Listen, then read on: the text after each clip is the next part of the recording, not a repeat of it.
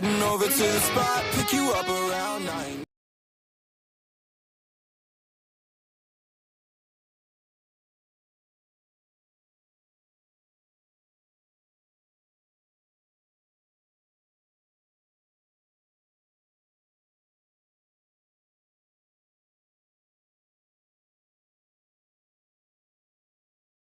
Pass me the torch, still blazing.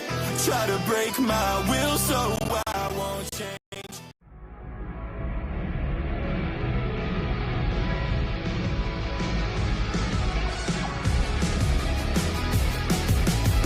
I'm heading over to the spot, pick you up around 9. Meet me in the parking lot, never make it inside. We're getting out of here tonight. Yeah, we'll go anywhere you like. Yeah, 9/11, it's a heist. Stole my heart, gave me life. No, I'm right, baby. I don't get my type wrong. Yeah, she 11 with the lights on. Yeah, I'm in it just like a python. Breathe it right into my lungs. I took a hit, it's a crit. She my medicine. Before it's all said and done, two places for the neck that's gotta wipe you up. I'm heading over to the spot, pick you up around 9. Meet me in the parking lot, never make it inside. We're getting out of here tonight. Yeah, we'll go anywhere you like. I'm go breaking cop lights, baby, I'm racing. Cause you're the only music I'm facing. You gon' leave my heart sedated, yeah. She just got it, but she wanted. Fell from heaven, she a weapon when she comes to me. I find it comforting. No, I'm blowing. She got me freeze-frame, buffering, yeah. I sold the plans for your demands. I need the spare cash to pay my rent. I'm suffering, still covered in break me loose. Stay good news, baby.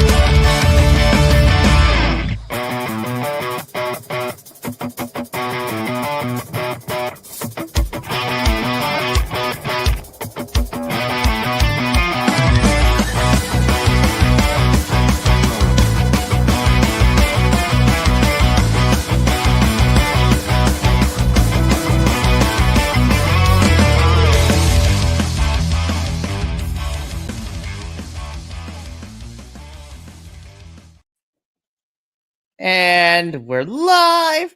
Hi, all you BC WrestlePod nerds out there.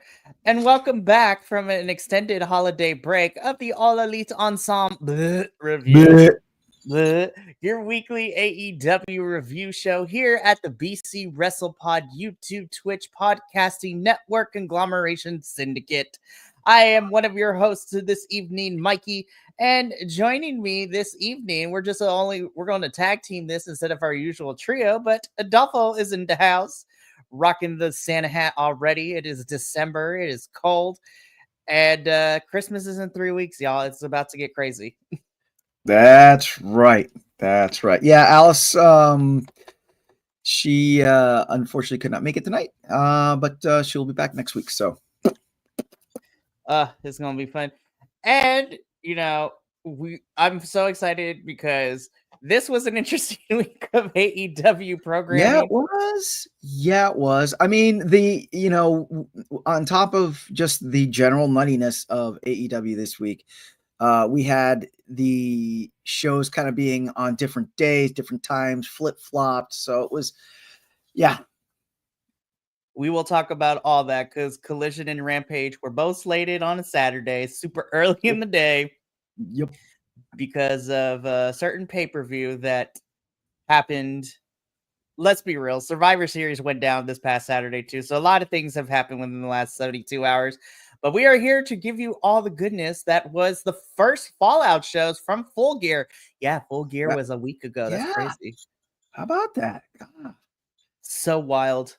But before we get into all the juiciness that was Dynamite, Rampage, and Collision, actually more like Dynamite, Collision, than Rampage, because Rampage went on last this week. A little bit of housekeeping, if you will. If you haven't done so already, you can follow us all over the social medias. We are pretty much anywhere and everywhere. We are on Facebook, YouTube, Twitch, Twitter, TikTok, Instagram. We are on a plethora of things. I'm looking into Blue Sky. We are anywhere and everywhere. You can also download the Next Level app and find us with all our social medias tucked into one little neatly organized place, which is a godsend. And then, of course, we also have merchandise available if you want to rock the weirdness that is BC WrestlePod merch. We have Wild, for those of you who have been a long-time viewer of the BC WrestlePod and what that refers to. We also have some new merchandise, link in the description of this video below. Okay, now we're done. So let's just jump straight into everything. So we have a lot to talk about. Yes, we do. Yes, we do. It is going to be fun, but I am going to give us a reveal because what are we but without a reveal? I don't know. We'll see what happens.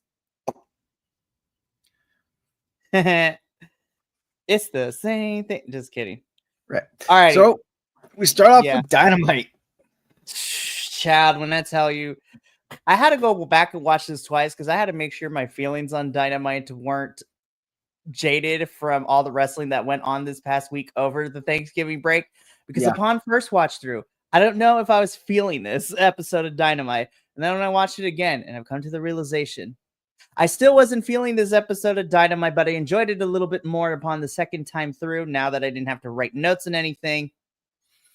And I feel like this is the same issue that I said last year at this time, and then it got better as we got through the throes of the Continental Classic, because that is what is predominantly going to dominate the majority of Dynamite, Collision, and apparently Rampage this week too. So next 4 weeks leading to World's Ends is all of this and whatever else we're building for the end of the year pay-per-view.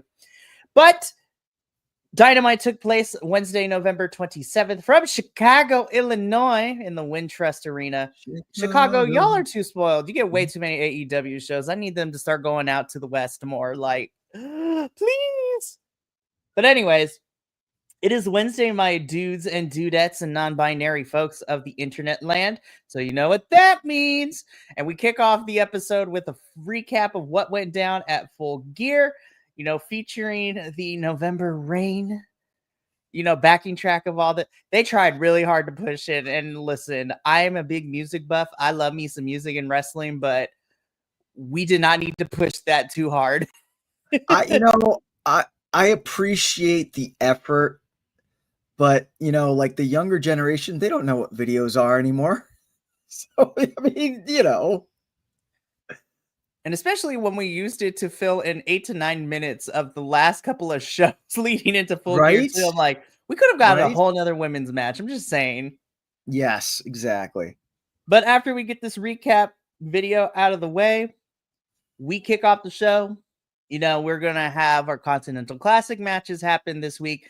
But first, we get a bit of a promo from the Hurt Syndicate.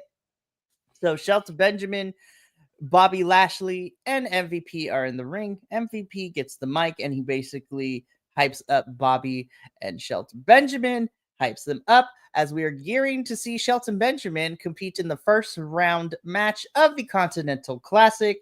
So again, MVP hypes them up, talk about how they took down Swerve at Full Gear, which, spoiler alert, we will be seeing more of Swerve later in the review. Again, recap of Bobby Lashley and Swerve at Full Gear. Hurt Syndicate is here to stay. I enjoyed this opening promo. And then we got down to business because then Reach for the Sky, boy, hits. And we are just jumping straight into our first match of the evening, which is a first round match of the Continental Classic in the Blue League, in which we saw Shelton Benjamin and Mark Briscoe go at it. I thoroughly enjoyed this match. I thought this was great, but I already knew. I was like, I wonder if we're going to change the trajectory for Mark Briscoe. And spoiler alert, I don't think we're off to a great start, but I am happy that Shelton Benjamin did win.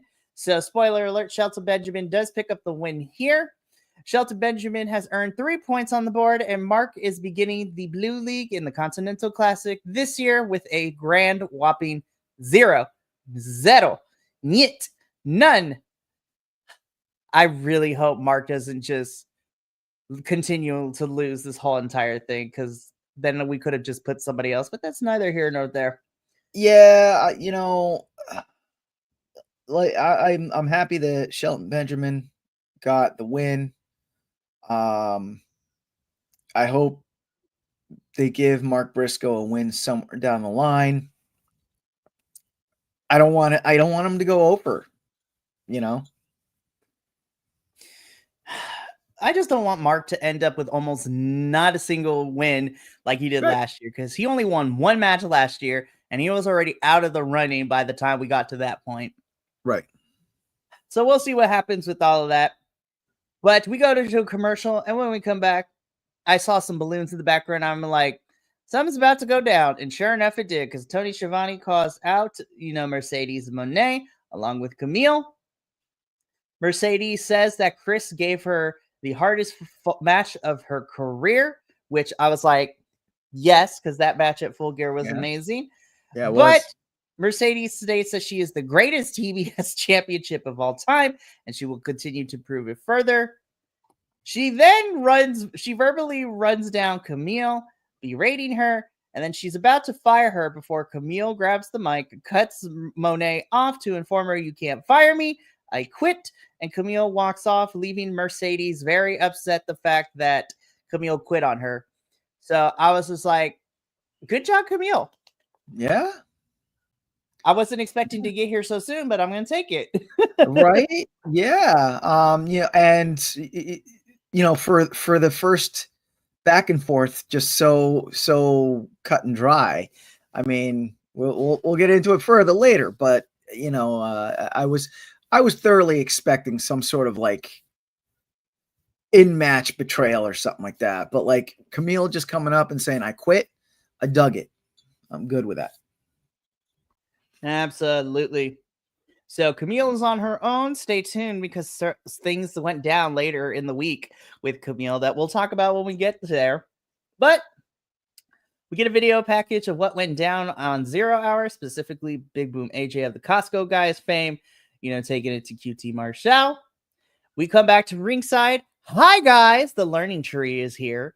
Or at least, look, we will talk about this, and I think I'm going to surprise some people with my thoughts. But the learning tree is down here because we get into our next match of this episode of Dynamite, which is for the ROH World Championship match.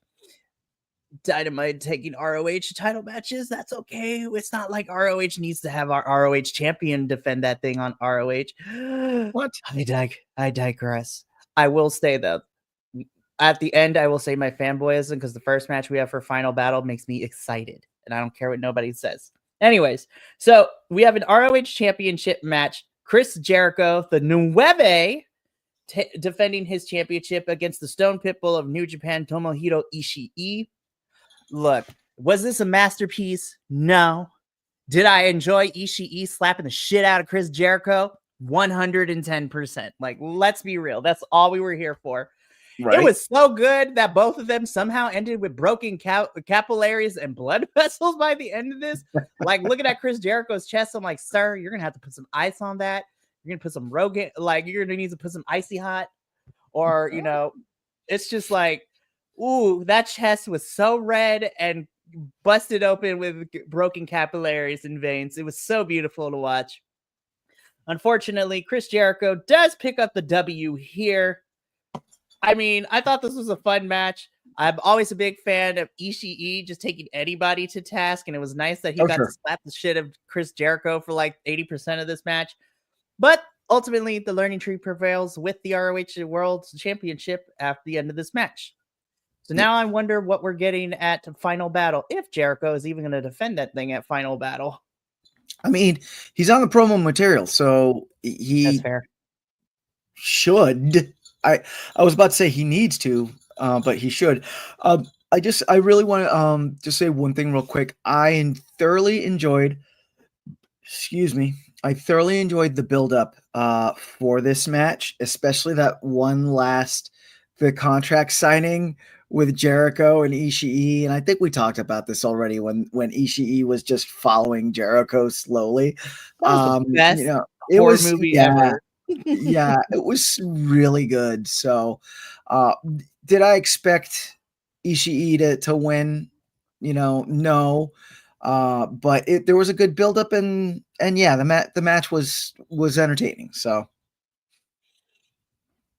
I agree. Speaking of entertaining things, we cut backstage where we have Swerve When I Dry Strickland, being interviewed. He's asked about, his loss to Bobby Lashley at Full Gear. And Swerve says, he has some rebuilding to do, but he's going to come back stronger than ever. And, it was painful, being handed a loss from Bobby Lashley to him. But before he could get into more of that, he is interrupted by one Max Caster. And he does the one thing that you should not do, which is make Swerve mad. Because Max mocks Swerve for Max mocks Swerve for losing at Full Gear. He makes a passing reference of Hangman burning down his childhood home, which is enough to set Swerve off to beat the daylights out of Max Caster, only for Prince Nana to pull him away before things get too crazy. I mean, Max Caster is leaning more heel every single week. Of course, for some reason, I enjoyed him getting the bricks beat off of him by Swerve. I'm like, Anthony nowhere to be found, not here to save Max. No daddy ass either to save Max. So we are continuing to show that the split is going to be inevitable between Max and Anthony at some point. But yes, which then leads into later in the show where tomorrow night on Dynamite, we are going to be getting a match between Swerve and Max. And I'm just like sitting here via con Dios with Max Caster. I'm sending a prayer up to him because he's about to get his ass whooped. Yeah, but on the flip side, I feel that Max Caster is a good wrestler, and this is going to give him that push that he needs entering his singles career. Because, I mean, let's face it, the Acclaimed is breaking up, and Anthony Bowens and Max Caster, they're going to start their singles careers, right?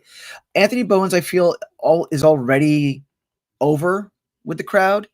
So not saying that he still doesn't need a push, but I feel that Max is the one that needs that push. And what a great dance partner to do that with than Swerve Strickland. 100% agreed.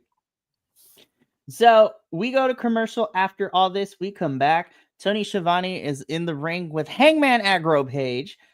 I love it. And so, Tony talks to Page, and he addresses Hangman losing the match at Full Gear, attacking Corporate Daniels after the said match, and then also attacking Jon Moxley and seemingly helping Christian Cage. But before Tony could get any answers, Hangman just grabs the microphone and tells Tony to scoot. This promo from Hangman Adam Page, I really enjoyed it. I was like, yep, let's just continue to make him more aggro than he already is. He basically tells Corporate Daniels if he wants to get hit and knocked down again, that he can come and try him. So it's literally, if you don't like me, fight me energy, which I love. Then he turns his attention to Christian Cage, and he says to all of us, which we already knew for those of us that have been watching, but he addresses it in storyline that he held up his end of the deal, but Christian Cage failed on his part. So now he's going to come after Christian Cage and do what he couldn't and become AEW World Champion. But then cue, Switchblade Jay White to come out. And so he basically reminds Hangman what happened at Full Gear and also reminds him what happened at Wrestle Dream too, because Jay White has beat him at both of those last two pay-per-views, might I add, which is crazy. So if anybody is getting a shot at Mox's title, it's going to be the Switchblade Jay White. But if Aggro Page needs another reminder and 5 times is not enough, I was like, oh, shoot. That's right. These two have gone to war 5 different times. And if I remember correctly, Jay has won all of them. Yes, he has. So after reminding Hangman Page that he, in the 5 matches they've had together, Hangman has yet to beat Jay White in one of those. He is happy to give Aggro Page another taste of the Blade Runner. But then Pac comes out of nowhere and the, Death Riders come in. They cause some damage. Everybody's fighting. Pac gets dropped with the Blade Runner, but it's not enough because Marina hits with the briefcase. She's attacking Paige, and then they attack Blade White. Marina Shafir, it puts Jay White in the mother's milk, which is crazy to watch. Ultimately, the Death Riders beat down on both Hangman and Jay White, and then they get the hell out of a Dodge as Claudio Castagnoli's music hits. And again, we just bleed in, no breathing room from this segment. We just bleed into the next thing, which is our next Continental Classic match. I have heard the reports of what is going down at World's End. Adolfo, you might disagree with me. I don't like the reports because I feel like we're shooting ourselves in the foot. That the report is going to be a fatal 4-way for that title between Christian Cage, Hangman, Jay White, and Mox. I'm like, but, why are you putting all your contenders in one match? Spread them out. Yeah, is that official? I have not heard anything official. I hope that is not the case because we are AEW. Listen, I know you don't really pay attention to us over here at BC WrestlePop, but when I tell you, do not shoot yourselves in the foot and blow off the next 3 challengers. If you want Mox to have this thing for a while, spread them out. Let Hangman go at World's End. Let Jay White go to, Grand Slam Australia. And then if Christian Cage, you can have him at any time, and it doesn't even need to be Mox who has the title. Do not shoot yourselves in the foot. Yeah, I was about to say, especially like that contract thing is in essence like the Money in the Bank briefcase. The whole point of it is for the person to cash it in when the individual that holds the title is at their weakest and to get the win. You know what I mean? Like, I'm thinking back on it, I'm kind of disappointed Christian Cage didn't pull the trigger and just pin Mox at Full Gear, and to have a fatal 4-way with him in it, makes no sense. Not saying that it's not going to be a well-wrestled match. All 4 of those individuals, great workers, but story-wise, I don't like it. And I agree with you. I would much rather see, if they want to do something like that, I would much rather see like a fatal 3-way for that contract thing. Right. Have a triple threat to either determine the number 1 contender or to take Christian's contract. But even then, we don't even need to have the contract. I mean, Christian can cash in at any time, so he can afford to lose. But have a match where we figure out a number 1 contender between those 3, and then winner goes to face Mox at World's End. Right. So, I don't know. Yeah. And this would be a perfect for Hangman to beat White in this match, and then he's like, I beat you when it counted. So, and then Jay after. Anyways, AEW needs to hire us for story right. Just kidding. But hey, I'm never going to say no if you want ideas. But again, in the middle of this whole entire thing, we don't even get a chance to breathe from the segment because we bleed into the next match, which is our next Continental Classic match, this time for the Gold League. And this is Ricochet taking on Claudio Castagnoli. So I want to rewind a little bit because when we were discussing Full Gear and we were talking about the International Championship, I had gone on record saying that I liked the match, but I feel like there was something missing. And then once I sat with it for a couple of days, I finally have the words to articulate what I felt like was missing. Now, granted, Ricochet did some awesome stuff in that match, but I felt like he was pulling punches and he was holding back just a tiny bit. That was not the case for this match because I was like, there's the Ricochet that I know that he can be. And so I digress when it comes to that critique of that match at Full Gear, but this is the Ricochet that I know. Just balls to the wall, doing the crazy stuff. And of course, Claudio Castagnoli, the consummate professional that he is, these two had a really fun match. They went back and forth. It was great. Claudio just one big lariat to knock this fool out towards the end. And Claudio picks up the victory. He has earned 3 points. Ricochet has a fat goose egg of 0 going into the first round of the Continental Classic. This match was really great. I love this match. And dare I say, this was probably my favorite match of Dynamite this week. Well, actually, no, I take that back. It came close until the main event. And good on Ricochet for getting that goose egg, you know, because I'm sure a lot of people have Ricochet as the winner of the Continental Classic. And if he does come through, because he's at this stage in the tournament, it's still anyone's ball game. You know, he could still win it, but and it would be a great story because, you know, he would be coming back from behind. But yeah, no, that's cool. That's cool. Dig it. I agree. So after this match, we get a little bit of a recap of Kyle Fletcher defeating the Punisher, Will Ospreay, the Billy Goat. Man, I'm enjoying this Billy Goat character from Will, and I want him to keep it, honestly.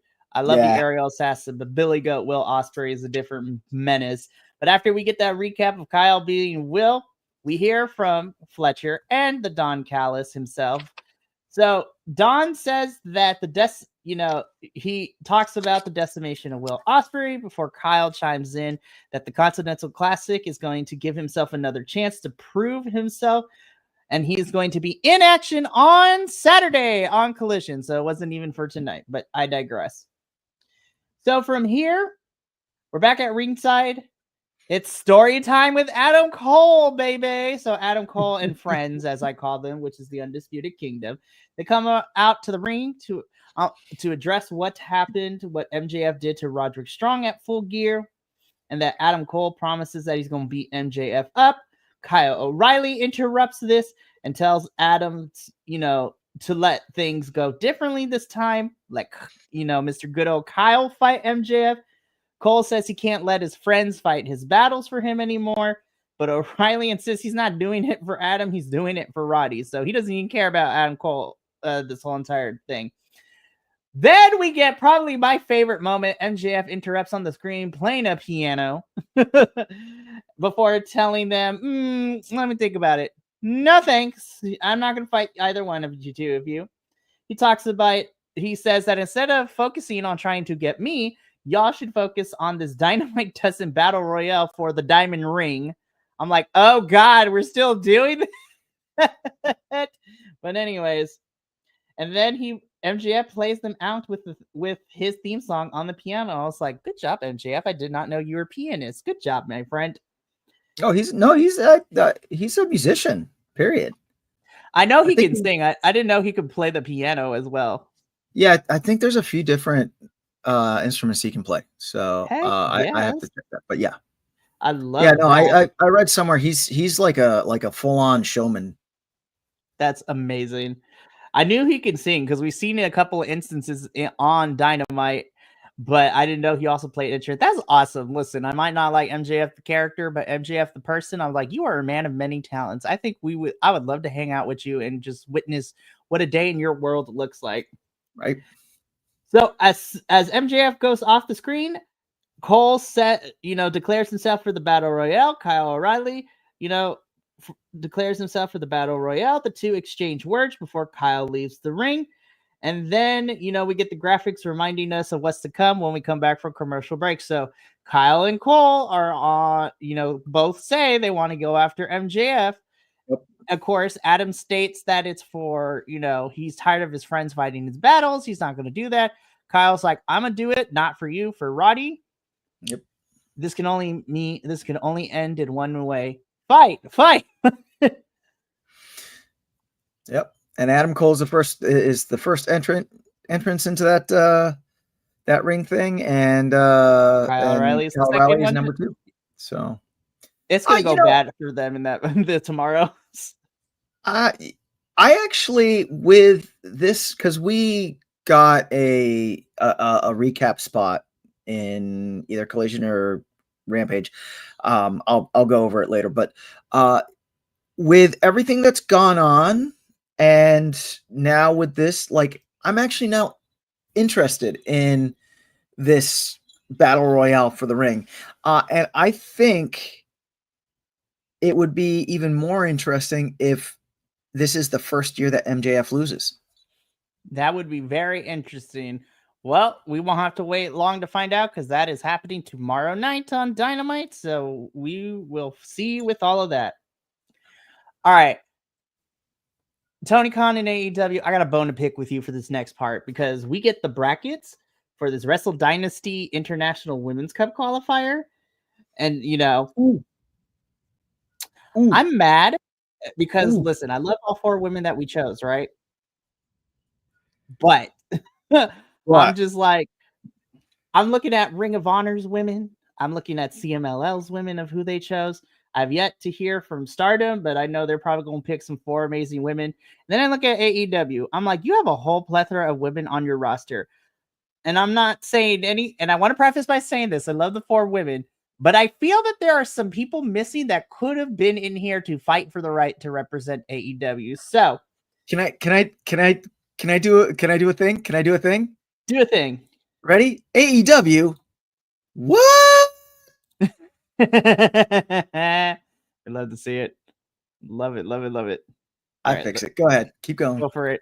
So I have so many questions. And again, so let me go through this bracket really quickly, and then we'll talk about, my feelings about this. So over the next 3 weeks, 4 weeks, whatever you want to call it, we're going to have these matches happening. So we have tonight on Dynamite, the 4 women in this tournament to represent AEW at Wrestle Dynasty in January is Jamie Hayter. I'm okay with that pick. Queen Aminata, love her. Willow Nightingale, makes sense to me. Serena Deeb, love her. However, so here's the thing. And it's not fair to compare the, women's choices from the other promotions, but I'm just going to put it out there. I feel like you want to pick the women that you think embodies AEW the best. So again, Willow and Jamie, to me, perfect choices. I love Queen to death, but I feel that I was mad that she was in here, because as soon as I saw her, seeing that she was going to go up against Jamie, I was like, oh man, they're going to feed Queen to her. Now, we'll talk about the match a little bit. It was great, but I'm mad that we are using Queen just to get Jamie into the next part. And looking at these 4 women, I love Willow. I think she's going to win this whole thing because she embodies AEW. But I feel that Queen and the professor herself, Serena Deeb, I feel like we could have taken out and put, I'm going to be real, even though she wouldn't last, I think if we were going to have 4 women, my 4 women right now, looking at the current AEW roster, and if you're going to have someone represent the history and the lineage that is AEW, I think the 4 women that should have been here are Jamie, Willow, Thunder, and Sheeta. I think those are the 4 women you should have had. Because to me, those are the 4 women outside of Britt that, when I think of AEW, these are the 4 big women that I think of right now. And who have been here since the very beginning. Yep. And our past champions too. Yeah, let's talk about past champions, because that's pretty much what ROH did, because ROH has Athena, Billy Starks, Red Velvet, and legit Layla Hirsch, who has yet to win a championship, but to me, that makes the most sense. Right. Like, those 4 women make sense. Those are the 4 women that are featured a lot on ROH, and I feel like have a hell of a 2024. Going to CMLL, the 4 women that we have Zeuxis, Persephone, Champ, Reina champ. Isis, and even Tournament. Sinelli makes sense to me. Like, Yeah. Sinelli makes sense. Yeah. And CMLL, I believe. So you got a champion Zeuxis. You have, you know what? We're not. Go ahead, keep going. I'm like, stay tuned tomorrow because we're going to talk about the CMLL bracket tomorrow. But we're going to continue on with our Dynamite review because we do get Jamie Hayter versus Queen Aminata next. I'm mad that this match was short. It was only like 10 whole minutes. How dare you, Dynamite? Every time Queen gets in this ring, I'm just like, girl, like, we need to get you a championship in 2025. I'm ready to see Queen with some gold. I know she has barely been here a year on Dynamite, but she continues to impress the hell out of me every time she's on my screen in AEW. Like, girl is amazing. I also want to see her in like a 20-minute long match. Yes. You know? We know she can go. Let's look at her ROH match from Death Before Dishonor this summer. Like, she and... Athena went for it. It was great. Yep. So I thought this match was great. Both the Queen and Jamie did the darn thing. Of course, Jamie Hayter does pick up the victory by hitting Queen with the Haterade. I love that name for a finisher. However, Jamie doesn't get to celebrate for long because then the lights go out and we have a dim spotlight on the stage, possibly signaling the arrival of Julia Hart, but no one is there. And Jamie Hanger, we see an angry Jamie Hayter as we cut away from the ring. This is what I think. Jamie's going to the finals. I think Julia in some capacity is going to cost her that spot, which sucks because I mean, it's one thing. I mean, you protect Jamie, but it sucks because I'm like, no, what are we doing? Oh, it's so frustrating. Yeah, I don't want to see Julia return in this capacity. I want her to fight a bitch. Like, right. And also, I don't see the connection with Jamie and Julia. Now, if Julia came out and like messed with Willow, like I guess there, there's a connection there. But yeah, I don't. Yeah. I, for the life of me, couldn't find any previous connection between Jamie and Julia. So I need to know that reasoning as to why is Julia kind of pinpointing Jamie. I'm behind Julia and Jamie feuding. Like, that's not what I'm upset about. What I'm mad about is the fact that we are going to perpetuate the storyline in the middle of this first of its kind tournament that's happening for the first of its kind, pay-per-view where you have 5 different companies coming together to have like a grand old, wrestling bout between these promotions.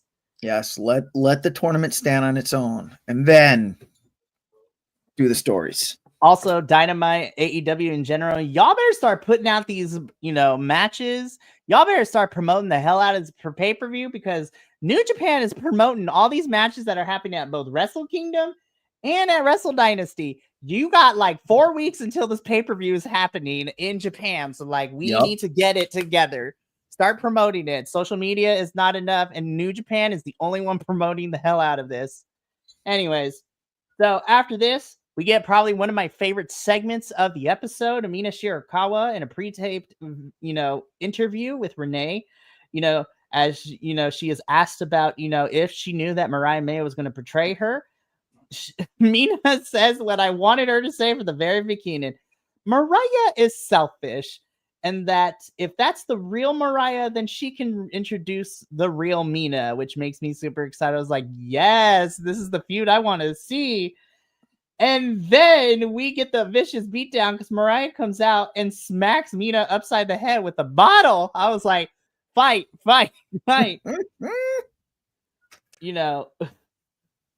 She beats down Mina and she says that, don't worry, Mariah wants Mina. And then we get the cutaway to the graphic revealing that in 2 weeks at Winter is Coming, we are getting Mariah May versus Mina Shirakawa for the AEW Women's World Championship. I'm excited. And I'm with Alice. I hope this is the start of a very long feud between these two. I was a little shocked that we were getting it so soon, but I hope this is not the one and done. I need this to go all the way further. Let's really quick. 1 minute drill. 1 minute drill. If this is a one and done, do we think that the Winter is Coming Dynamite is the place to do it? No. Okay. I agree. Cool.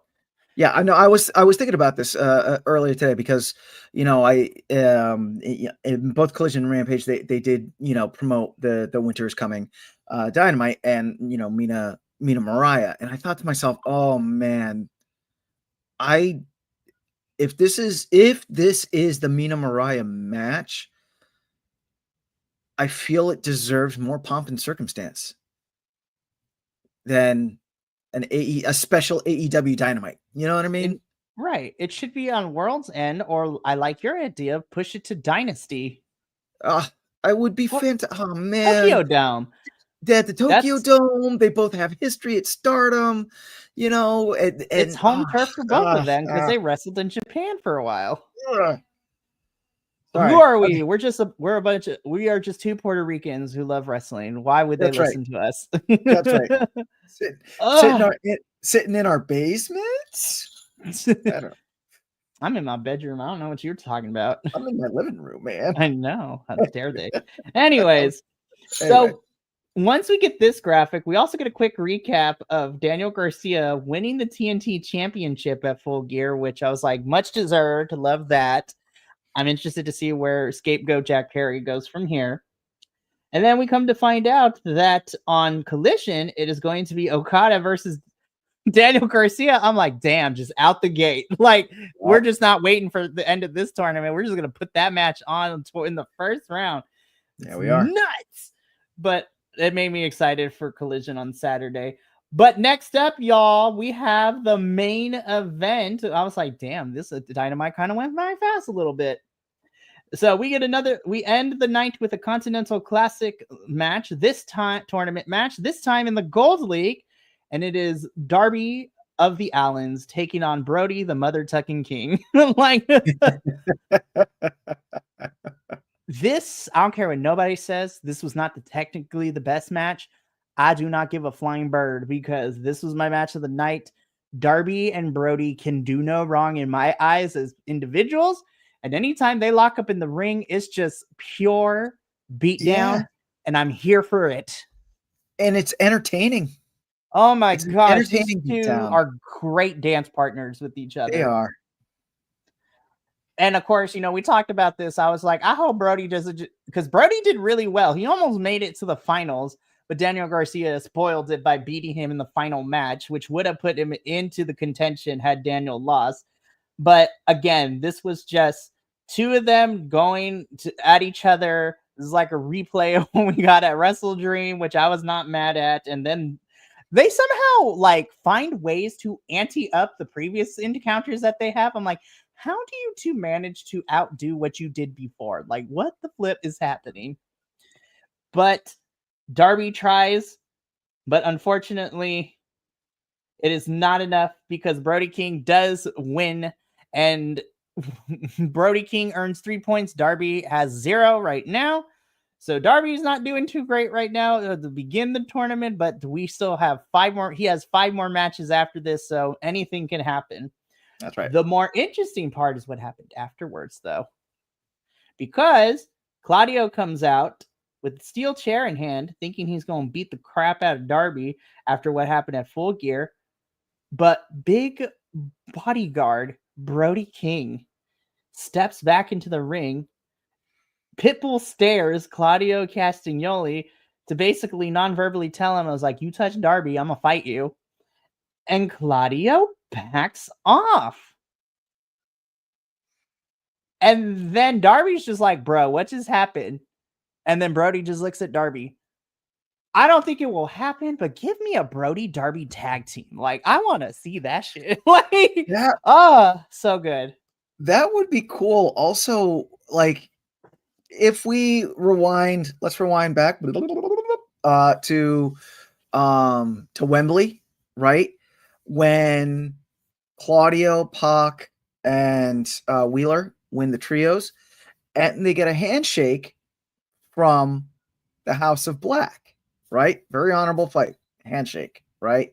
And they leave. And now Death Rider has done this turnaround and have proven to be dishonorable. So like are we now sowing the seeds that we're going to be seeing House of Black versus Claudio Pac Wheeler? Like I'm here for it, right? I'm here I for would it. be here for it too. Yeah. I would love also a Darby Allin, Brody King tag team. That'd be hot with an AW. See what I did there. Yes. But yeah, no, yeah. Look, if I get more Brody King and Darby on my screen, I'm not going to complain, especially Brody King. Call me. Anyways, not even that way. I just want a hug from Brody King because I'm like, he's going to become a wrestling on the road dad for so many of the younger talent, from Julia to Darby to so many. I just want a hug from Brody. I was like, I want a dad hug. Right. Alrighty. But that brings us to the end of Dynamite. Again, I had to watch this twice to make sure my feelings weren't the same. And upon second watch through, while I still have my issues with it, I enjoyed it a lot more. I just have to get used to, some of my favorites losing in this tournament. But AEW was not done with the shock and awe of it all because I'm going to tag in. So just the tip. Just the tip. Boop. And I'm going to tag it Adolfo because we are going to Rampage. No, we're going to Collision. Yeah, because Collision happened first. What? This was first? Wild. Yep. It was at an odd time on Saturday. Collision. It was early in the day. Holidays, y'all. But that didn't make this show any less dramatic because it was a very good show in my opinion. Continental Classic time.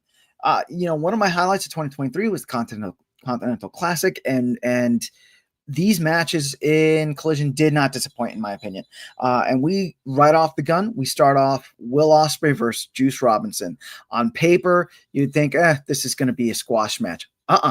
Wrong. This match was a very exciting match. Will Ospreay does get the win with the Oz Cutter, 1, 2, 3, pinning Juice Robinson. But these two great dance partners, great back and forth. You saw a lot of new and interesting things from Will, him attempting like this octopus submission. You saw a lot of good offense from Juice. I will jump to the news that has kind of has been filtering out that Juice Robinson has broken his fibula and has been officially replaced in the Continental Classic by Commander. And I think we might have seen the point where he breaks his fibula because there was a spot when Will goes up, Juice tries to catch him, and Juice kind of goes and kind of like, not falls, but collapses, but not collapses in like he's having a heart attack, collapses like his legs gave out from him. But yeah, I really enjoyed this match. Great opener and another great Gold League win for Will Ospreay. Mikey, what'd you think?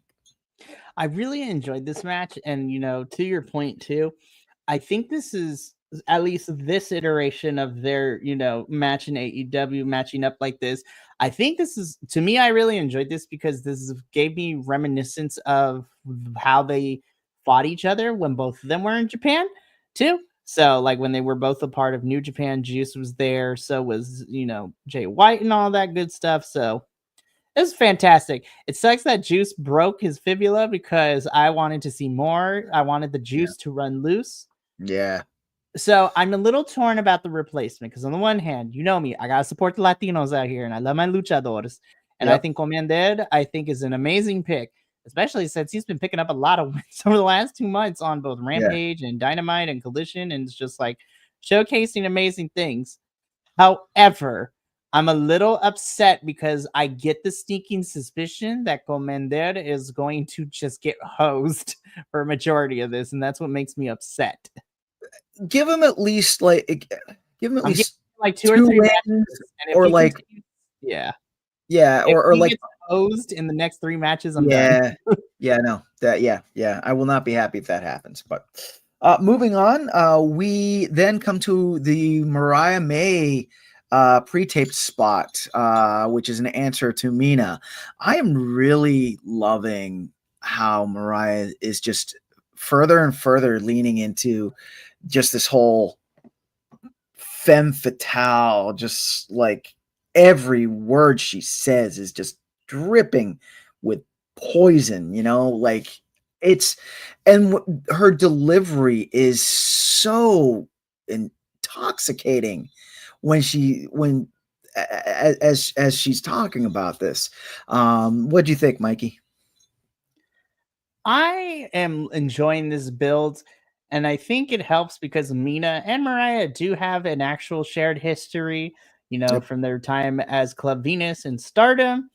You know, Mariah has gone on record like out of character, and so is Mina, talking about how they both shared apartments. They grew close when they were together. Then Mariah came abroad. Then Mina is here now, and she's here in the United States, which makes me super happy.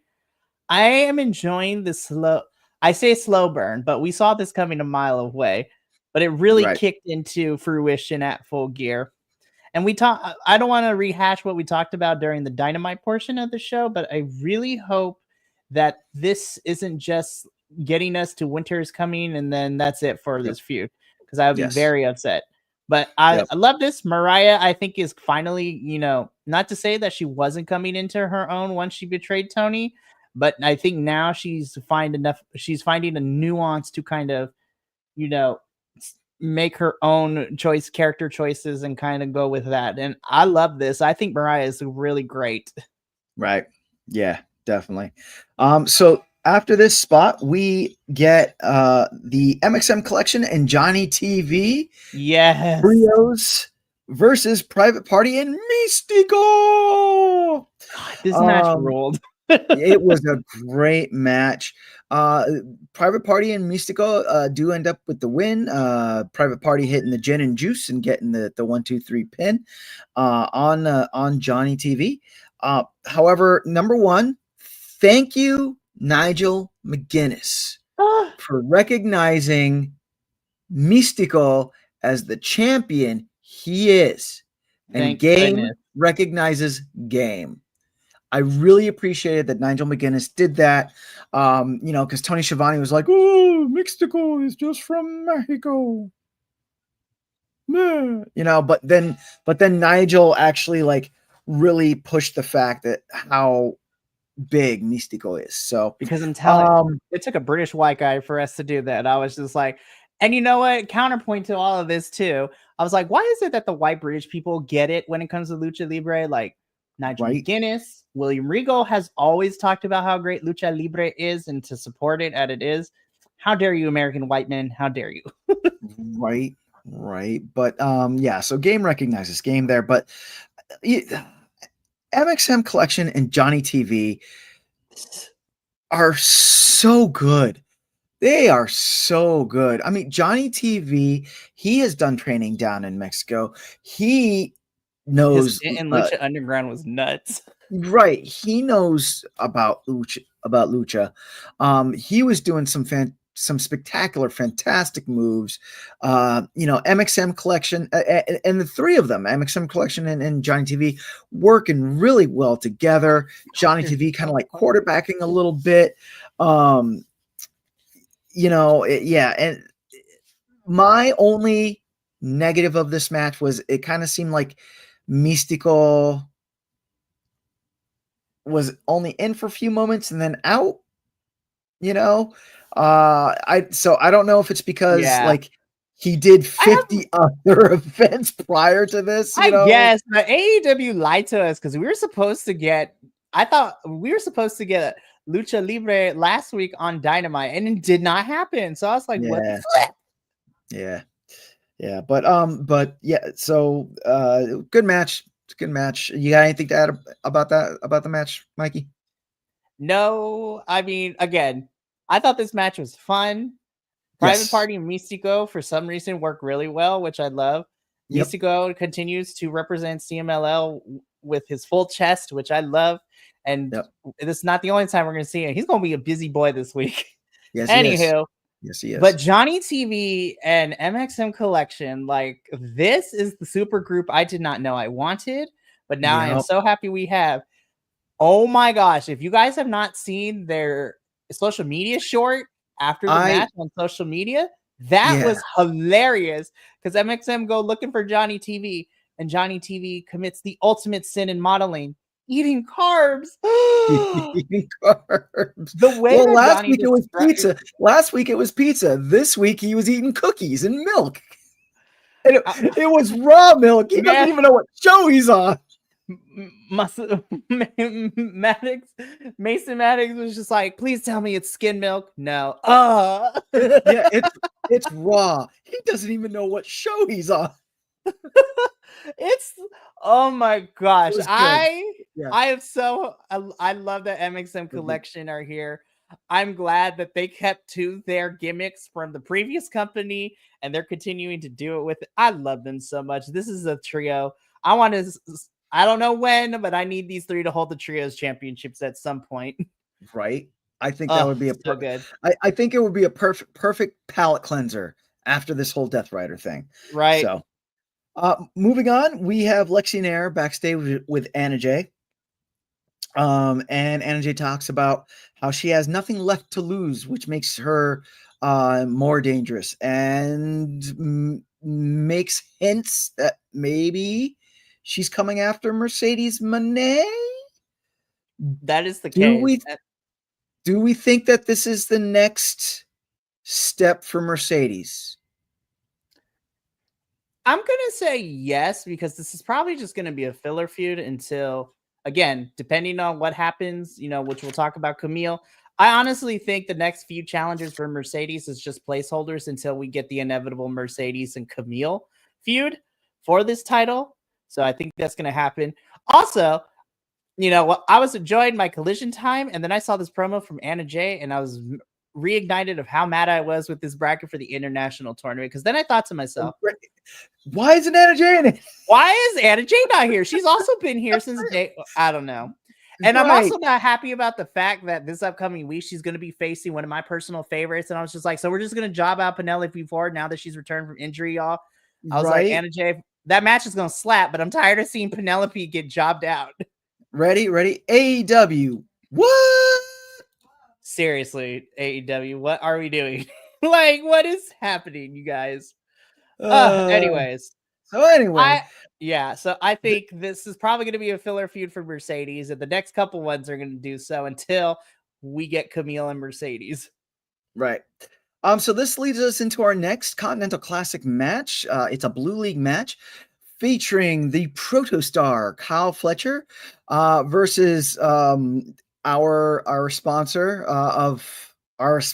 of this show, the Beast Mortos. And spoilers, Kyle Fletcher beats Beast Mortos with a brainbuster and then a 1-2-3 pin. However, I really enjoyed this match. It was slow. It was a slugfest, but it was a beautiful, riveting slugfest. It was like poetry in violence, if you will. They were good partners with each other. Like Beast when he did that roll through DDT into a tornado outside of the ring onto Kyle Fletcher. And then, Kyle Fletcher had some great sequences as well. Yeah. What'd you think, Mikey?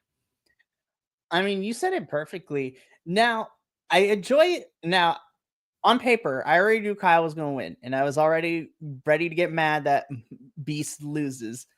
Right. But this is what needs to happen for a majority of all these matches. Even if we know someone's going to go over, this tournament has to make even the losers of each match look strong.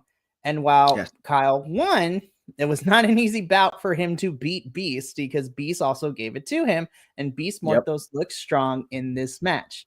This is where I feel like Collision did a lot better with their Continental Classic matches that we got this past week than Dynamite did, because I feel like Dynamite had a lot of the fun matches, but it didn't really help the losers minus Darby, because Darby and Brody killed it. Whereas the other 2 matches that we got on there, it was fun, but the losers didn't really scream, oh, they actually still might have a chance in all this. It gave me, well, here we go again. Right. Yeah. In Collision, like there were so many hard fought 1-2 oohs. It was, yeah. Yep. It was good. So then this leads us into the Kyle O'Reilly Undisputed Kingdom MJF recap. And then we get Matt Taven and Bennett spot with Kyle O'Reilly in the back, where Taven and Bennett are, asking Kyle to step back, and Kyle, what was he said? He respects the plan or something like that, and then walks off. He says something to the effect of he respects what they are doing. They are just executing it with the wrong person, is essentially what he said without saying those words exactly. Again, I use this term in the WWE reviews for a lot of the wrestlers, but poor Taven and Bennett are like children of divorce caught between Daddy Adam Cole and Daddy Kyle O'Reilly. Yeah. I mean, I will say though, this didn't take away from the upcoming thing, the battle royale for the ring. But it really didn't add anything either. It was like in the middle. It really didn't add anything. So, it was what it was. Then we get a Ricochet Takeshita recap from Full Gear. Then we get Don Callis fawning over Takeshita in the back. Again, another spot that really, yeah. I'm still creeped out by Don. Anyways. Right. Which brings us to our squash match of the night, which it was the Outrunners versus the Iron Savages. Guess who got squashed? The Iron Savages. They most certainly did. Listen, I have become null and void to them. Anytime they're on my screen, I'm like, they're never going to let them win. What did they make Tony Khan mad in some capacity? Like, what happened? And they were hawking their new merch on the way down. So mad. Yeah. How dare you treat our bisexual gods? Yeah. I've said this before, and I'm not gonna take too much time, but like, there's a certain someone that needs to be cut from the Iron Savages, and then they need to go back to being faces. That's all I'm saying. Or just have him be a manager. Just let him be the manager. He doesn't need to wrestle. Right. And then Jack Jameson. Right. Exactly. And at the end of the match, I thought something was going to happen because FTR's music hits and FTR comes out. Did not. But no, it's just more FT runner stuff. They shake hands. That's it. So, okay, Adolfo, I'm going to get someone's going to get mad at me for saying this, right? I love FT runners since we got that little like 80s-esque videotape montage with Dax and Cash becoming like outrunners themselves. I loved it. Where are we going with this story, y'all? Like, what? Like, I thought we were going somewhere, and like a bad habit, we just dropped it, and now we're teasing them again. Like, now if somebody got hurt and we were just making sure that everyone was good to go, cool. But we've been at this for like 2 whole months now. Where is the next chapter of this relationship? Right. Like, what are we doing? Like, if we're gonna make them a faction, let's make them a faction. Like, or if you're gonna give a push to the Outrunners, let's start building steps with that. Like, not to say that they have to turn enemies, but can you imagine if the Outrunners beat FTR, like build up to that kind of match where the Outrunners go over FTR and just like do things? Get together, AEW. Yep. Let's figure that out. Okay. Next, we get a spot. Lexi Nair's backstage with Max Caster, the leader of the Acclaimed. The downfall. I see the Rock coming from a mile away. It's about to come crashing through at some point. Right. And I mean, he talks some trash on Wednesday's Dynamite, but with no one around, he talks I'm gonna drop this, and I'm sorry if this gets us disconnected or whatnot, but he talks some mad shit in this spot.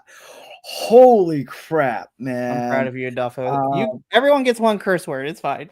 Good. But I dig it. Like, I might be alone on this island. I'm happy to be alone on Adolfo Island, but I dig this self-pretentious a-hole Max Caster.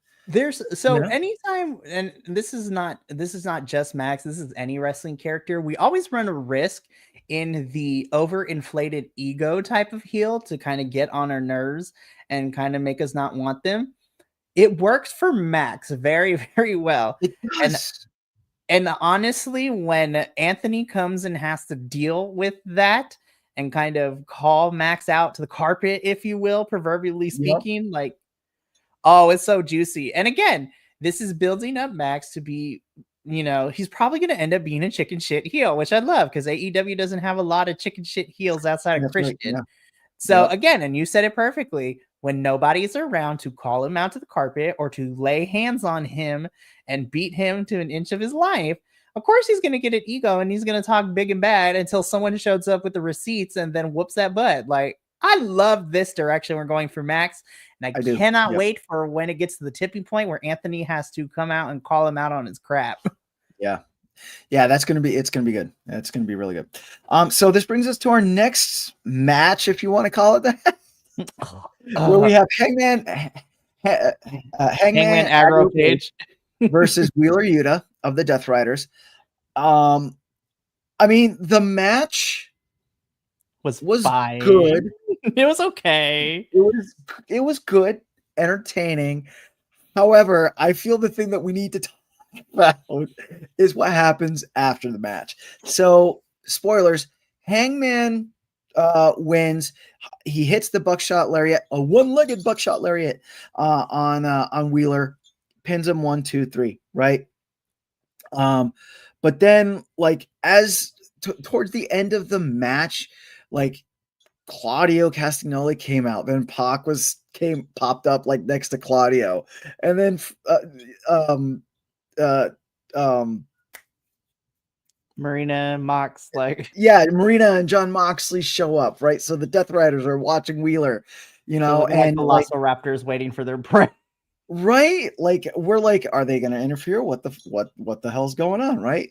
No, the Death Riders leave Wheeler to just get decimated, not only by Hangman Adam Page, but also by Jay White. Hangman at the end, he like the cat that you own that knocks your glass off the table. Hangman goes over, grabs a chair, staring at the Death Riders up in the audience the whole time, and goes and sets it up to give a concerto onto Wheeler, right? But who comes out?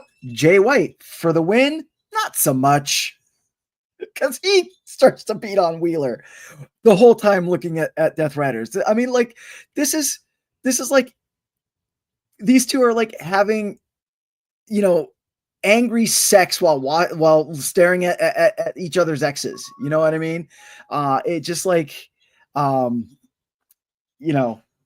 was crazy. What'd you think, Mikey?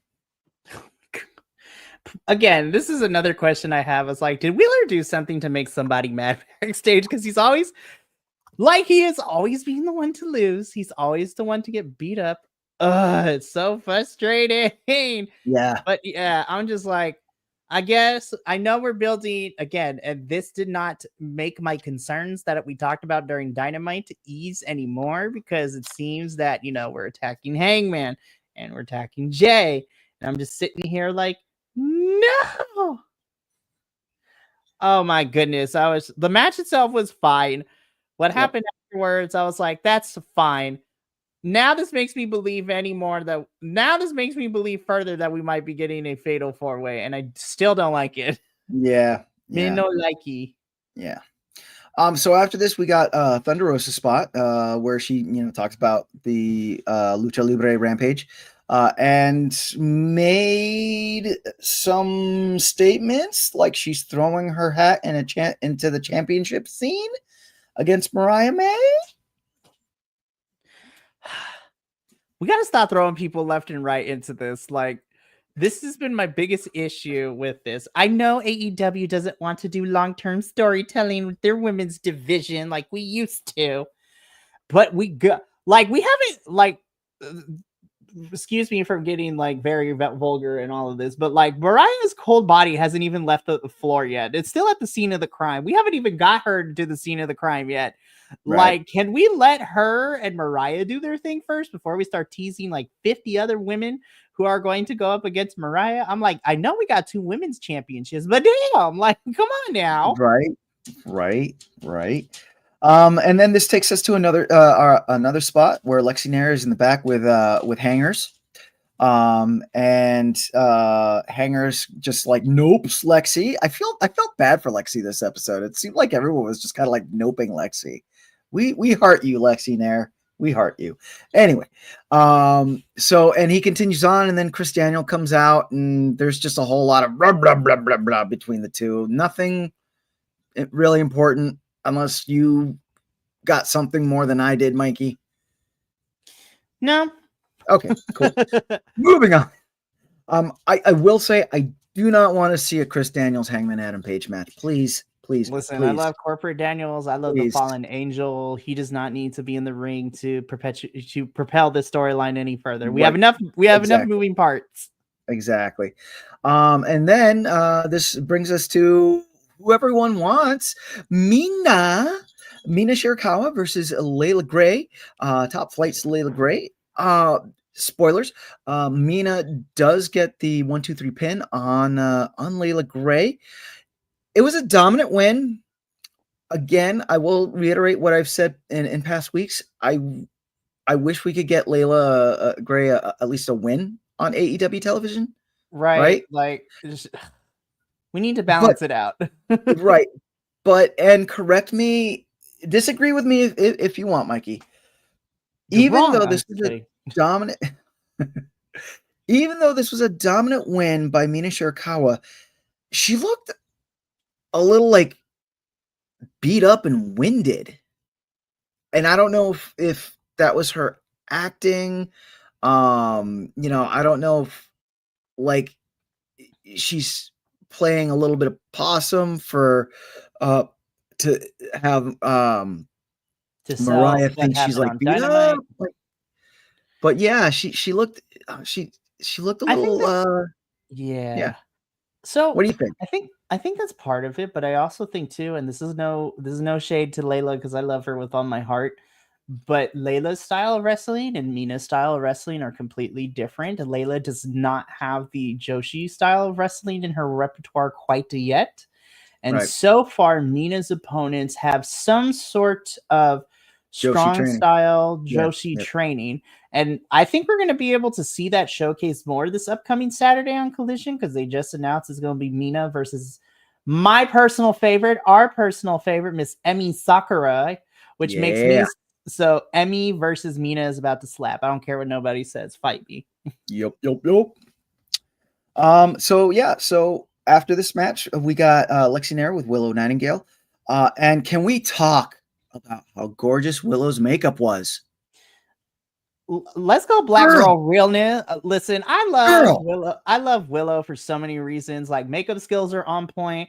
She represents Black girls everywhere. Like, she is also representing the curvy girls out there. Like, there's like you have a vendetta. Like, I cannot find any faults in Willow Nightingale, both in the ring and out of the ring as a person. And if you do not like Willow Nightingale, then you need to seek therapy because she is just like everyday one sweetheart. Like, you have to be some sort of weird person to not love her in some capacity. She is ultimate baby face. Yeah, she is. Yes, she is. And then this brings us to our main event for the night, which we have another Blue League match. The Rainmaker, Kazuchika Okada versus Daniel Garcia. I want to say that TNT belt, the shiny in chrome, looking very good on Daniel Garcia. Hey, y'all. Time limit. This match ended in a draw. Both wrestlers with 1 point each. A full 20 minutes. Riveting wrestling. Great like little spots in between, especially with Okada, and like in his bird. Like he's taken that like flipping the bird to an art form. So good. I feel. So good. But the wrestling in there was really good. A lot of great technical wrestling. Then a lot of great just like slaps and chops and whatnot. But yeah, we get a draw. We get a draw. What'd you think, Mikey? So obviously, if this comes to a shock to no one, this was my match of Collision for sure. And to me, this is after, now that we're done with week 1 of the Continental Classic, this is the short story that I really enjoyed the most because it did 2 things for me. Outside of it being an amazing match, it did 2 things for me. Number 1, it definitely redeemed Daniel Garcia because he only won 1 match last year. And Daniel was being fed to everybody in the Blue League last year too. He finally won one at the 11th hour by beating Brody King and thus costing Brody to be considered to go to the finals of the tournament. And so it redeemed him here.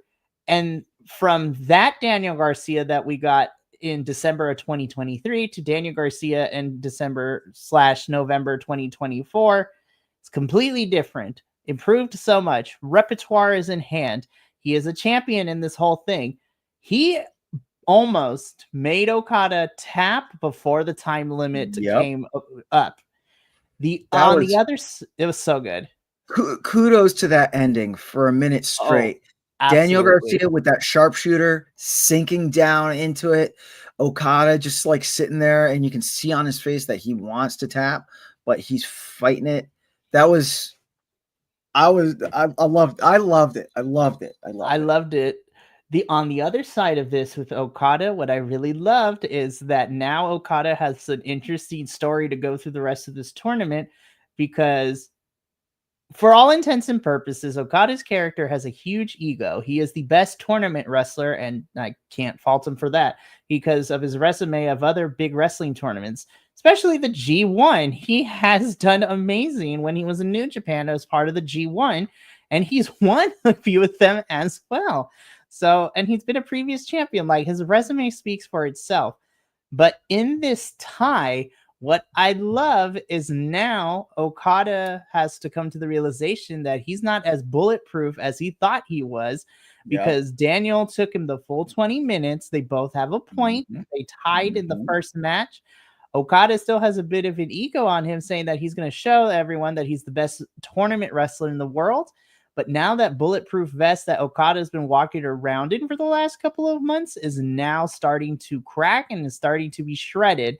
And so Okada is going to have an interesting journey to prove to everybody else in the Blue League that that one tie is just a fluke. And what I would love is for this match to stick in Okada's mind throughout the tournament and make him have to work harder for these victories, which I'm all here for. So I love where we're going with these two. And story-wise, this match was the best for me in terms of giving characters to this first round. Yep. So that is our episode of Collision. I'll tell you what, if this is going to be the thing now going forward where like November and the beginning of December, the shows are just mainly Continental Classic matches, do it. I'm good. I know my opinion accounts for absolutely nothing in this world, but yes, thank you. Do it. I loved it. All these matches were great. They all felt like they had, some sort of stakes in them. They were all exciting to watch. You didn't, even on paper, if you're like, oh, this is going to be a squash match, this person's going to win. Even if that outcome did happen, it was still dramatic and entertaining. So, and then this brings us to our Lucha Libre Rampage. Our Lucha Libre Rampage. There we go.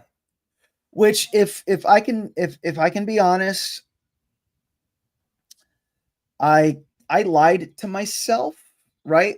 When I heard that this was going to be a Lucha Libre Rampage, I thought that it was going to be more lucha libre-esque, but this was to another... lucha libre as Taco Bell is to Mexican food. So if we're going to compare this, and yes, I can say this as one of the hosts that reviews CMLL. CMLL is the original root beer, like full of sugar, full of that kick. And what we got on Rampage, I don't want to discredit any of the matches because I loved every single match we got on Rampage. Right.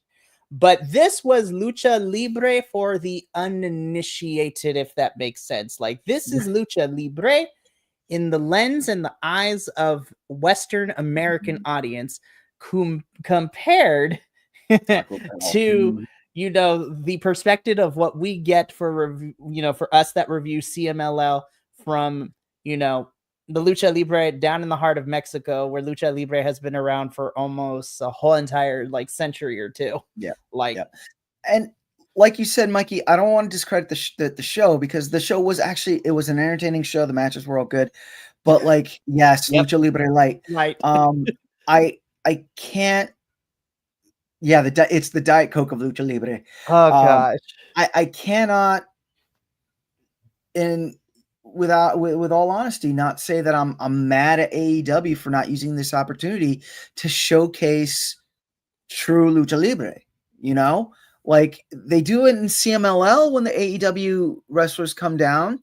You know, I mean, like one match might be a typical American style, North American style match, but most all other matches are the lucha libre, your relevo australiano, you know, and whatnot, you know. And I felt like this was a missed opportunity, and it was frustrating. But again, it was still an entertaining show.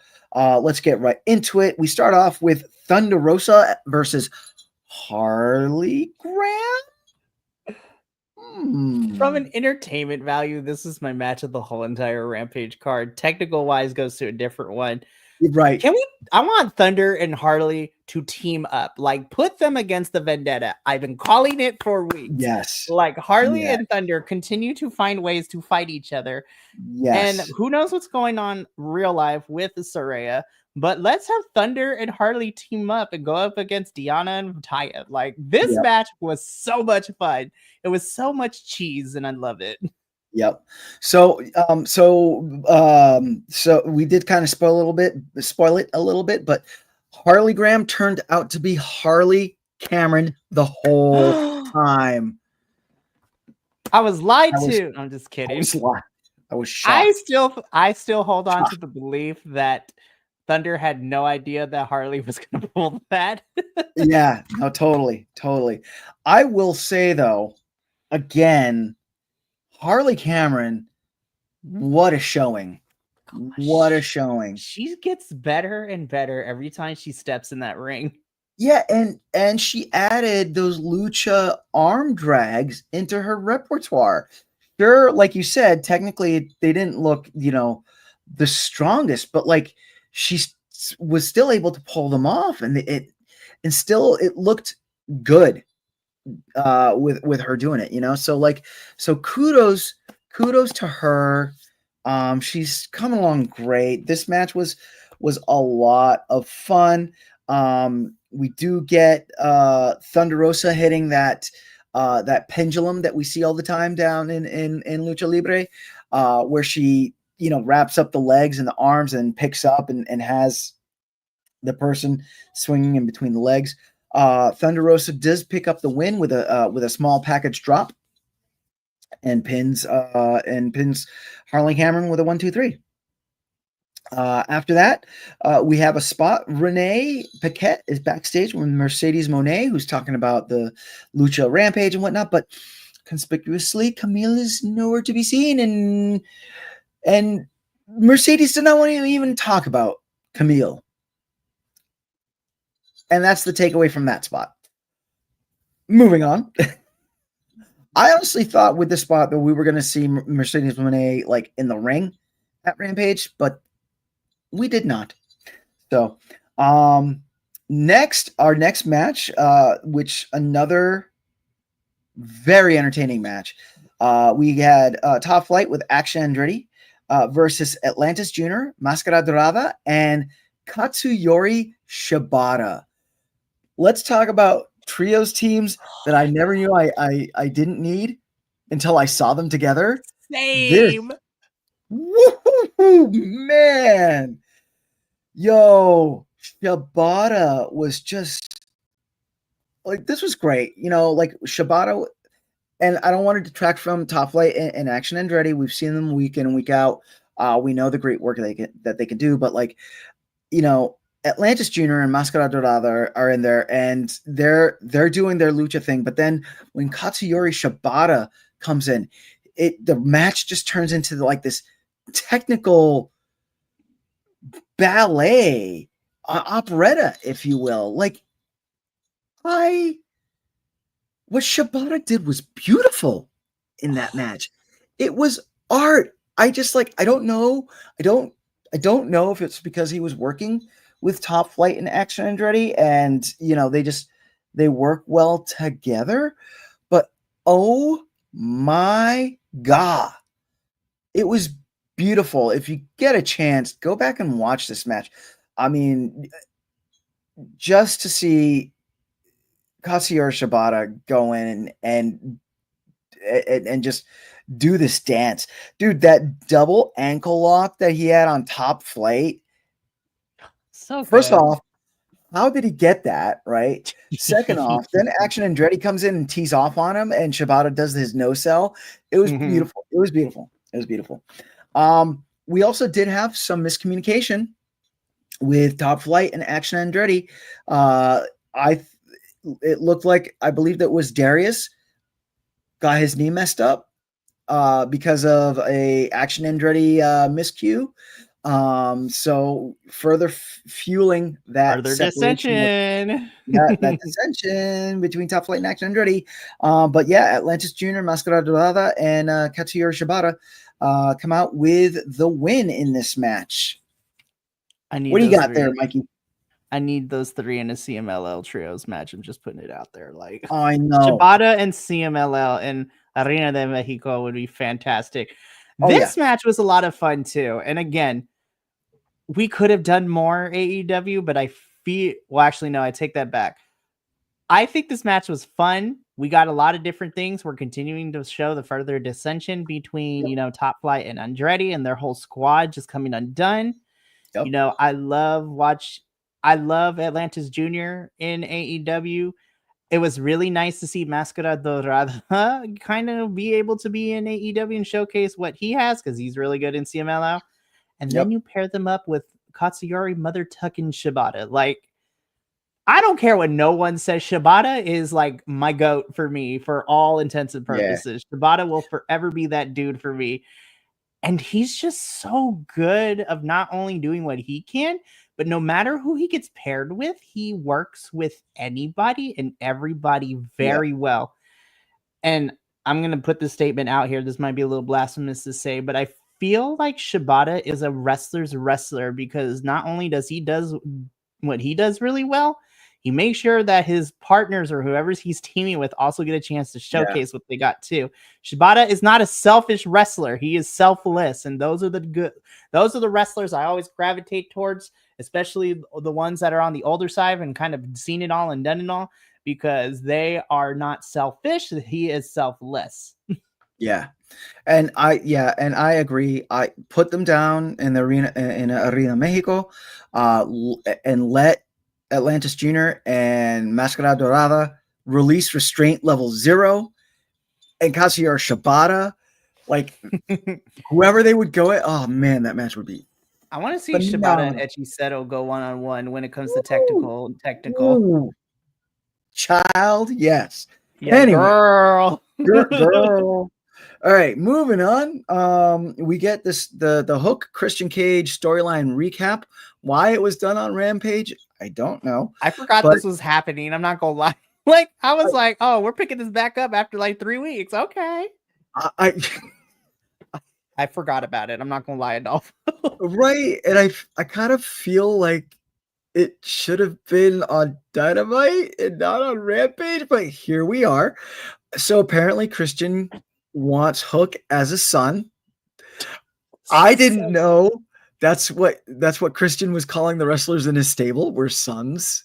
Okay. So what, did Taz like metaphorically die? Like, what's happening? Right? So during this whole clip, I found it interesting at the point where he was praising Kip Sabian and tossed shade to Nick Wayne. This is getting saying out of that hand. he gave him something that no other of his sons could have given him. I was like, oh my, okay. But then this leads us into Renee with Nick and Mother Wayne in the back. We're going to be seeing Hook versus Nick Wayne in New York City coming up in these dates when they're down in the Hammerstein Ballroom, which I'm excited.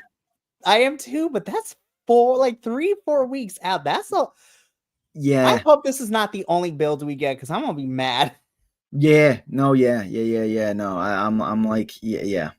And I hope they kind of like, not to downplay Rampage, but I hope they kind of shove this storyline back into like Dynamite or Collision, because I feel like put it on Collision. Like, let's Collision right? has good wrestling, but we need stories. I will say though, as a quick sidebar, because of how Nick Wayne was saying that he is what the future of wrestling is, and a certain proto star is saying almost that same exact wording. Give me that now. Give me Nick Wayne, Kyle Fletcher. Moving on. We go to Serpentico versus the Beast Mortos. And this was a lot of fun. Again, another really fun match. Yep. We saw Serpentico with a lot of agility, a lot of speed going on, but perfect foil to Beast, because Beast was able to be ragdolling this poor man. Beast. Yeah, he was able to do that whole tossing, catching him in his back, and like Samoa dropping him, and like just tossing Serpentico here and there and everywhere. It was, man, it was a lot of fun. Beast roared at Aubrey Edwards, like, what? It was funny. But yeah, no, it was a fun match. Beast Mortos does end up with the 1-2-3 pin after hitting Serpentico with the discus lariat. And then at the end of this match, smash, crash, boom, we hear commotion. We go backstage, and there's Camille on the floor, KO'd, and a ref shows up. Who could it have been? The easy answer is Mercedes. Right. But I want it to be the more fun answer. Yeah, right. It was Harley Cameron all along. Honestly, I would kind of be here for it. Or this is a plot twist. Swerve, not when I drive. So she did it to herself too. Like, what's going on with women being attacked on the programming? First we had Jade, now we have Camille. But I do want to bring up something, because I still couldn't find anything if Camille being in that arm sling was for the storyline purposes, or was a real legit injury.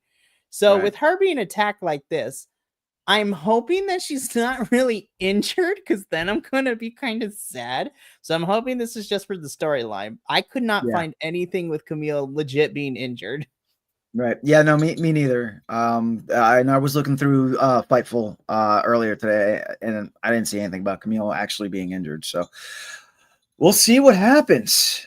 It was Agatha all along. No, I'm kidding. Anyway. Agatha. Oh, no. Sorry, I love that song. I know. So then we get a trailer commercial spot for World's End, December 28th. World that is ending. I'm just kidding. Yeah, where I couldn't tell if the Death Riders were like in a desert or on a beach, and then John Moxley like hops out and lights the flare. I'm interested. What in the Mad Max is this? Exactly. What, like, okay. Look, listen, if we want to theme World's End to be Mad Max / Gladiator style, are you not entertained? I'll be here for it. Right, exactly. Then we get another the Dynamite dozen battle royale spot. Sure. So that's coming up. And then we get to our main event. Commander Oh, versus Hechicero. Wow. Another fun match. But I wish, oh man, I wish it was a Relevo Australiano best 2 out of 3 fall match. Come on, AEW. This was perfect. This was perfect for that. Listen, Adolfo, I'm not going to burst your bubble because I believe that everyone has their right to enjoy themselves. I think so. I 100% agree with you. I want to see a 2 out of 3 falls match like in Arena Mexico between these two. But I also look at it for somebody who is not well versed in lucha libre like we are, and honestly, I think this to me is probably the best thing that we can show. People be like, "Hey, so I want to get into lucha libre, but I don't know where to start." And I really only watch the American products. Can you show me matches? I feel like this one I can, with confidence, as somebody who is well versed in lucha libre, I'm okay with showing them this match because, again, for American audiences, I thought this was great. I love this. Hechicero is my dude forever and a day. I will always stand him. I don't care if he's considered the rudo in most cases. I will love this man till the day I die.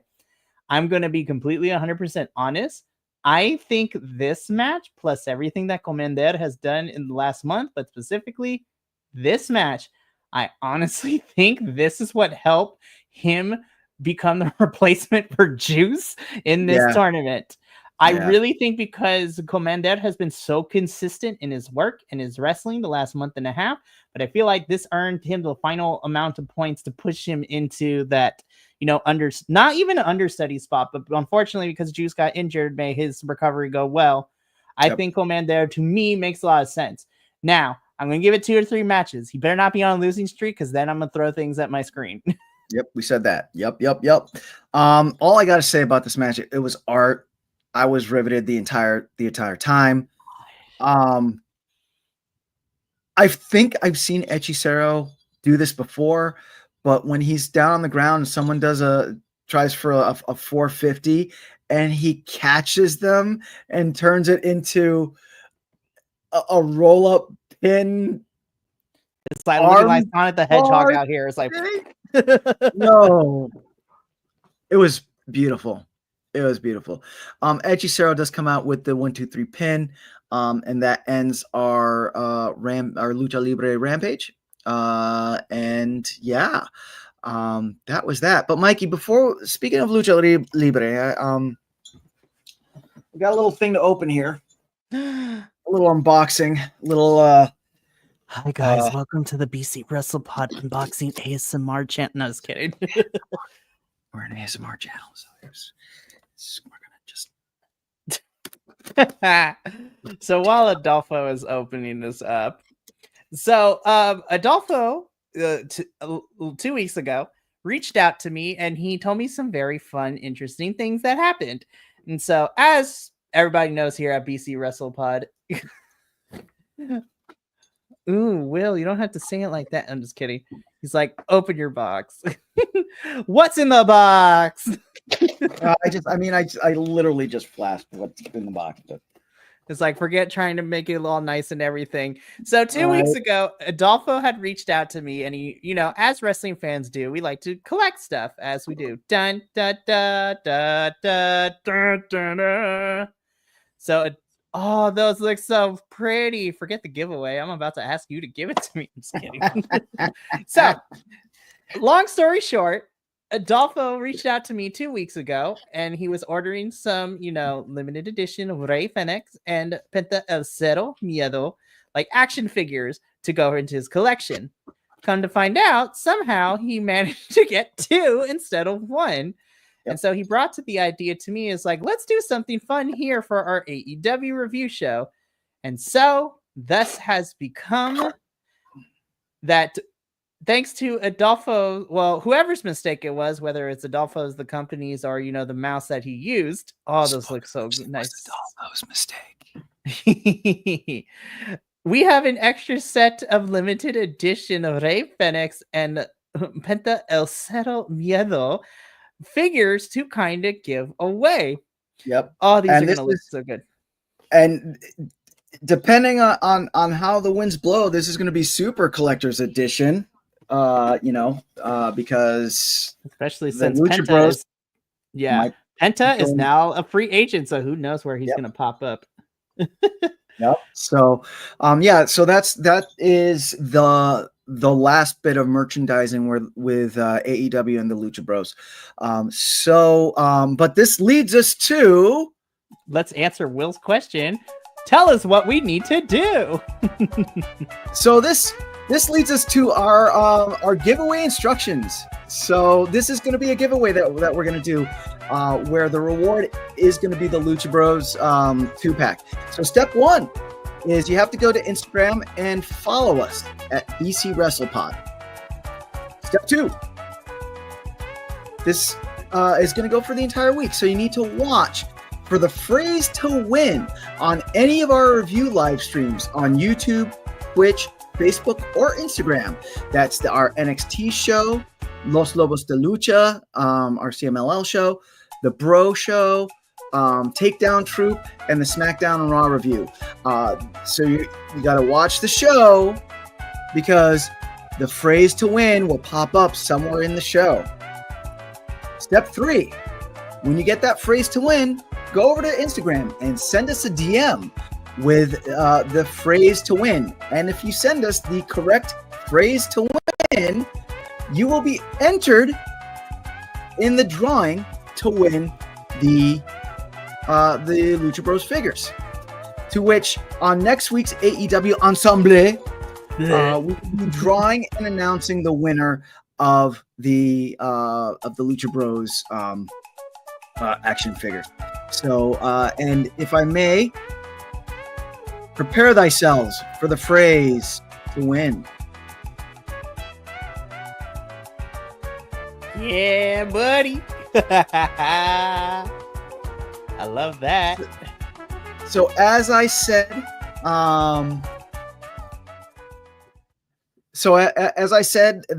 that will be flashed on our shows for the entire week up until the AEW Ensemble show next week. So if you saw it, you know what? I'll show it again, because I know it's in Spanish.